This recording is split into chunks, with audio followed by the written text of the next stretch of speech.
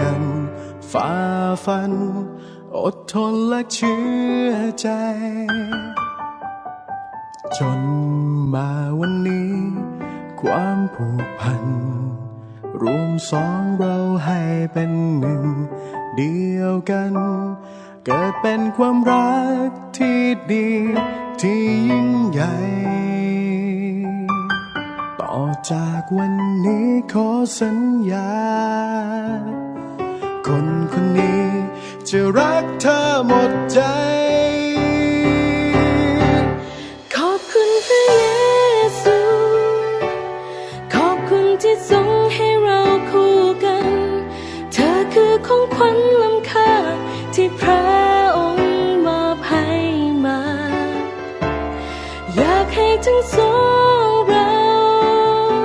แบ่งปันทุกสุขอย่างนี้เรื่อยไปเรียนรู้และเข้าใจสร้างความฝันวันใหม่ด้วยกัน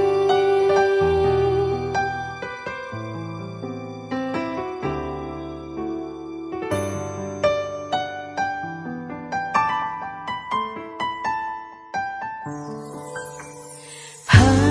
นวันนั้นฉันและเธอได้เดินเคียงข้างกันฝ่าฟันอดทนและเชื่อใจจน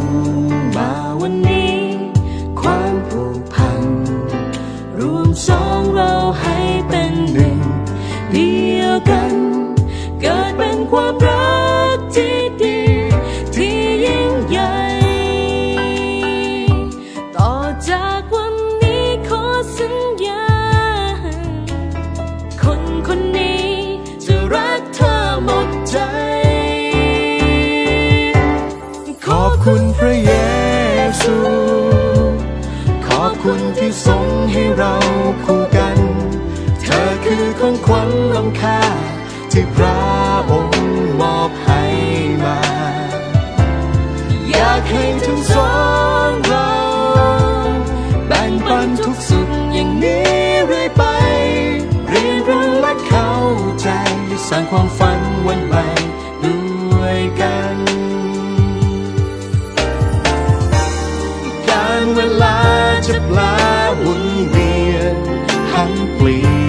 ยนแต่ความรักนั้นยังคงอยู่เสมอหากแม้วันใดที่เราเจอสิ่งเลวร้ายแล้วทุกข์ใจขอให้เรามั่นใจในความรักแท้ที่เรามีขอบคุณพระเยซูขอบคุณที่ทรงให้เราคู่กันเธอคือของขวัญล้ำค่าที่พระองค์มอบให้มาอยากให้ทั้งสองเราแบ่งปันทุกสุขอย่างนี้เรื่อยไปเรียนรู้และเข้าใจสร้างความฝัน